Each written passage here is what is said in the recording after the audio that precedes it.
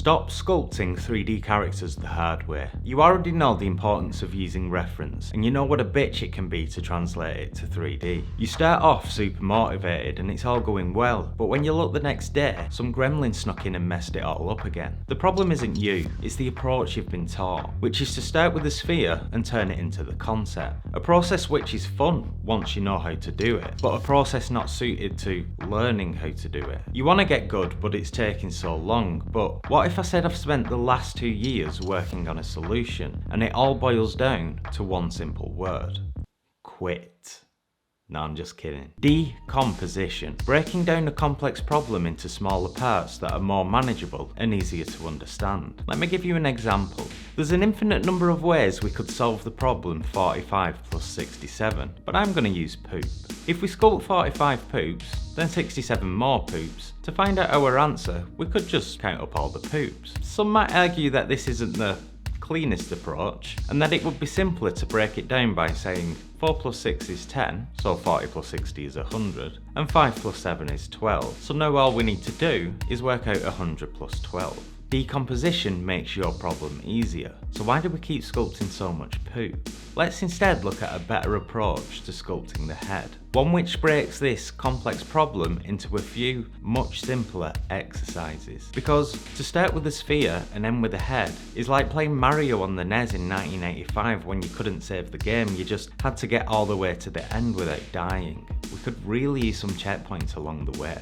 Now, a while back I asked you if you wanted a stylized character course, and with almost 7,000 responses later, I'm happy to say it's finally here. Let me tell you why it's awesome. The course is broken down into 8 manageable exercises. Starting with shape 1, we'll take things nice and slow. You'll understand each decision in detail and which buttons to push to achieve the first shape. As you progress, you'll gradually learn more tools and techniques that build on what you've learned previously. You'll find that breaking down the process into steps like this makes it a lot easier to understand, and your rate of progression will speed up dramatically. But I haven't even told you the best part yet. When we're translating a 2D drawing into a 3D model, we normally only have one angle to work from. Maybe you're lucky and you have a character turnaround, but when you're learning, this isn't enough. Because the problem with 3D is, it has to look correct from every perceivable angle. Like how the mouth should look from below, or how the cheekbone looks from above and behind. Information we just don't usually have. Until now. For each of the exercises, you will be provided with an invaluable 3D reference right here in your scene. Not only does this allow you access to rotate the reference whenever and however you like, which is something I really wish I had when I was starting out, it also allows precise control over self-critiquing your own work. You can literally slide between your model and the reference to see exactly which parts you understood and what you need to work on. Can you imagine how much this is going to speed up your improvement? At the time of recording, there are 8 lessons, one for each exercise, along with all the 3D reference meshes, including the OBJs in case you want to follow along in a different app, plus 2D references of each mesh shot at different angles for quick reference. The course will continue to be developed and updated based on your feedback, so check out the link below to danny-mac.com to see what new goodies have been added. If you're ready to level up, let's watch shape 1. The first thing I'm going to do is add a cube. So I'll press Shift A, Mesh, then click on Cube. Now you might be wondering why I haven't added a sphere, given that the head obviously lends itself more to a spherical shape, and we'll get to that later. But for now, the next thing I want to do is set the focal length of our viewport camera. Now if you look at this viewport, you can think about this as looking through the lens of the camera. So setting the focal length affects how we perceive our model, so it's quite important. If you've done a bit of photography in the past, you'll probably be familiar with how the focal length works. If not, for now just know that the higher this number is, the flatter the image is going to appear. And in photography, different lenses tend to be used for different styles of photography. Since I'm doing a portrait illustration, I'm interested in the sorts of lenses used for portrait photography. And a common lens is 85mm, so that's what I'm going to set the viewport camera to. So let's do that. I'll press N to open up the side panel, then I'll come over to the View tab, and you'll see at the top that we have our focal length, and at the minute it's set to 50mm. So I'll just change that to 85. Now 85 might not be the final render, but it's going to be around that area. So it's a good idea to have it in the ballpark of what you think the final render is going to be. Right, so next I want to jump into a front view. Now there's a couple of ways of doing this. The way that I usually do it is by pressing 1 on the numpad. Now you might be using a laptop, so you might not have a numpad. Another way of getting there is by pressing the backtick key or the tilde key, which is that little annoying button next to the number 1 underneath the escape key. It's annoying because it's really hard to describe because it's different on different keyboards. But anyway, you press that and you'll notice you get this menu pop up in the 3D viewport, which has all these different views. You just want to select front. Now, if you've ever been to a life drawing class, you'll have been taught how to measure proportions by using your pencil like this. But working digitally is a little bit easier. We get sort of tools in the software that help us be a little bit more exact with this. And the tool I'm going to use in Blender is this grid that you can see in the background. And what we can do with this is sort of compare it with the grid in the background of our reference model to help us keep us on track with our proportions. Now at the minute these squares are a little bit too small, so what I want to do is make them a bit bigger, and the way we do that is by coming up here into the overlays and turning this subdivisions down, but you can see it's greyed out, and if I change this it doesn't actually do anything. So to fix that we need to come down here to our scene properties tab, and then underneath units, a unit system, set this to none, and then that will allow us to change this. And I'm just going to change it right down to 1, and notice how we have these really big squares now. And also notice how our cube sits perfectly into this grid of 4 squares. And for the remainder of this tutorial I'm going to call this grid of 4 squares our home grid, so remember that.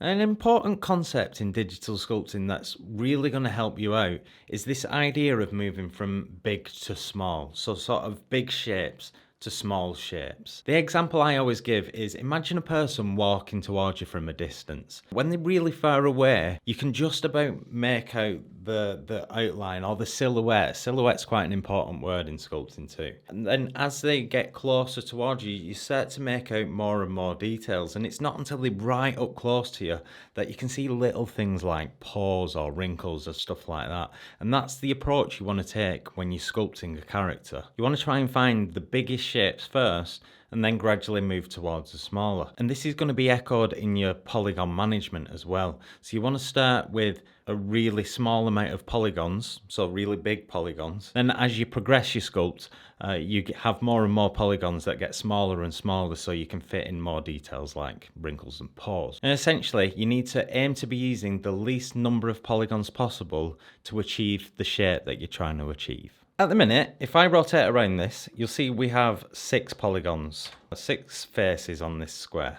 And we're just trying to achieve this shape off to the side, so we definitely need a few more.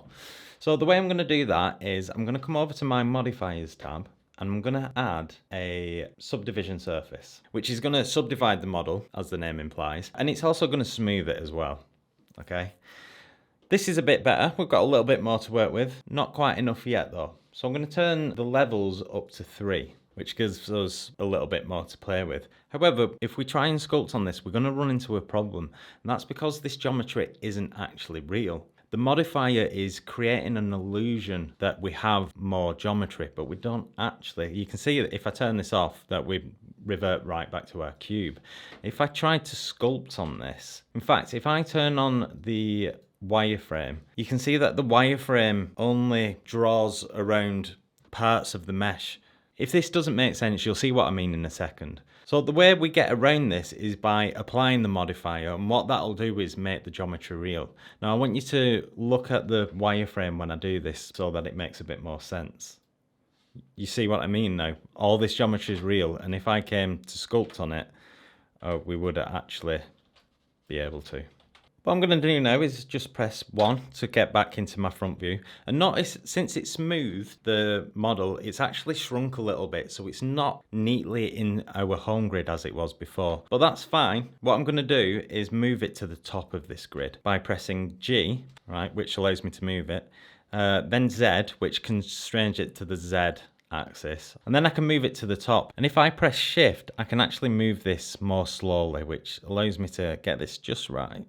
So now we're finally ready to start sculpting on this. So for that we want to jump into Sculpt Mode, and as with many things with Blender, there's a couple of ways of doing this. You can either come up here to the top left and select Sculpt Mode. Alternatively, and the way I like to do it, is by pressing the hotkey Control Tab while your cursor's over the 3D viewport, and then you can select from the different modes here. And that's just a bit of a quicker way of doing it. Now you should see all of these brushes appear off to the left, and if you move your cursor to the side until these arrows appear, you can drag it across and you can see all the names, and you'll notice there's quite a few of them. Don't be intimidated by this. What you'll find when you're sculpting is that you'll tend to only use 4 or 5 brushes to create the whole thing, and in fact for this shape we're creating here, I'm only actually going to use one, the grab brush. So honestly, it's nothing to be worried about. Just select the grab brush, which I already have selected, and then make sure you turn symmetry on as well, because at the minute we're just affecting one side.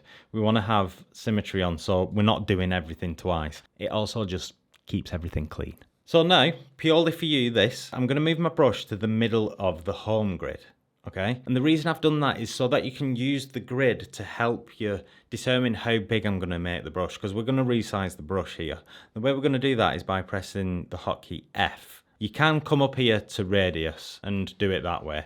I wouldn't recommend that though, that's a pain. That you want to be using the hotkey. So I'll do that, and you want it so it's roughly about this size in relation to the home grid. Okay, so around about there. Then what I'm going to do is bring the brush down to roughly here on the topology. I'm going to mark this out so you can see what I'm seeing. So I'm coming in from the side here to where this pole is on the topology, and then coming to the middle. This is where I'm putting my cursor. And all I want to do is press down and drag it until we reach the bottom of this grid. And that's the height of our head sorted. Now we want to sort the width. So for this, I'm going to come over to my overlays again, and I'm going to turn subdivisions up to 2, just temporarily while we find the width. And what I'm looking for is to have the width roughly 2 grid squares here. So you can see how the grid squares are smaller now. We want 2 of those. So I'll just drag that in from the side, and that's the width sorted. And I can change this back. Okay, spot on. And notice how that roughly correlates with what we've got over here as well. I don't know if you've noticed, but we're actually sculpting now. This is exciting. Right, so we've got our height and we've got our width. We now want the length. So I'm going to come to a side view for that. For that, I'm going to press 3 on the numpad. Again, you can use the backtick key and sort of choose it from that menu. And what I want to highlight is a really important loop, which is this loop right here. And this is the reason why I didn't start with a sphere at the beginning, is because you wouldn't get this topology, but with a cube you do. And what this is going to do is help us find key features of the face, because this loop is going to be the perimeter of our face. So at the bottom here, this is going to be where our chin is. Where it turns here, that's going to be the corner of our jaw. And then at the top, that's going to be where our hairline is. Now, the topology is going to change. We are going to remesh this later, if you know what that means. And so this will change, but for now, we can use it to our advantage to find key points of the face. So I'll go back into Sculpt Mode, go back to a side view. And what I want to do is, looking at my reference, I'm just going to make this brush a little bit smaller. And then I'm going to bring this forward so that our chin is at the front. Now the next thing I want to do is make sure the corner of the jaw is back here, and look where it is in relation to the center here. It's almost to the center. Now I could just drag this across like that and make it a bit neater, but the problem with doing something like this purely from a side view is as soon as we turn it, it doesn't look right. The face is too thin and the jaw's too thin, as well. The jaw's wider than that. To avoid issues like this, what you generally do when you're sculpting is try and find a better angle from which to make the stroke. So an angle like this would be a bit better, because then at least it's being pulled backwards and outwards at the same time. But also, you just want to make little strokes and rotate, little stroke, rotate, little stroke. Just keep doing that until you get it to the position you want it to be, and then you know, just sort of tease it towards where you want it to be, like this. So I'm just moving slowly Well, I'm actually moving quite quickly, but take as much time as you need. And again, don't forget what we're aiming to do is recreate what we can see on the left side of the screen here. You always want to make sure it's looking right from all angles. And that's where these reference meshes help, because you can actually rotate around these and see how they look from any given angle, which is always going to help. Okay, let's take that back to a side view. Now if I look at my front view, I'm seeing that in the reference there's a taper downwards towards the corners of the jaw, and then more of a taper down towards the chin. But at the minute I'm missing that taper, so I just want to make sure I've got that in. I'm going to bring back our subdivision again just to make sure I'm keeping the width where it should be. It looks good. Give it more of a chin. Again, make sure you're rotating around the model. Now from a top view, we want to have an egg shape. It's a bit off at the minute, so I'll just tweak that. And then just check it from here.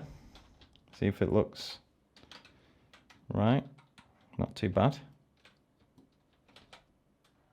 Okay, so I'm reasonably happy with where I am there. It's just drifting a little bit from the proportions. Okay, that's a bit better. Bring the subdivisions back down to 1. Now, from a side view, you can see that I actually need to bring this cranium up here. So I'll do that. Again, always rotating around the model, making sure it looks right from all angles. Now, the more you do this, the less you'll need to use the reference to get to where you want to be. So I find myself not actually looking at this too much now, but that's just because I've done this so many times at this point, just recording this tutorial.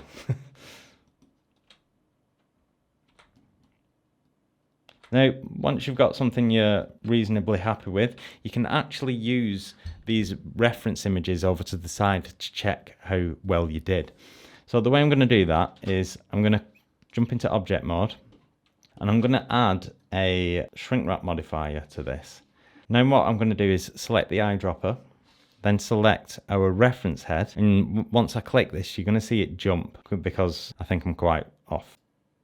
You see how that jumped there? And we can toggle this just by clicking this icon here, and you can see the differences between the reference and what I'd sculpted. And we can even go one step further with this and select this little arrow here and select apply as shape key. And what we can do now is come over to our object data properties, select shrink wrap, and then we can slide between our sculpt and the reference. And this just allows us to see how close we got and what we need to remember for next time. And it just really helps you sort of understand where you're off. I mean, don't expect to get this absolutely perfect. There's bound to be some differences. But yeah, quite a useful little tool. Well, I hope you learned something new from that. I recommend repeating this process over and over again until you can do it in your sleep. And then when you're ready for shape 2, follow the link below to danny-mike.com. Good luck.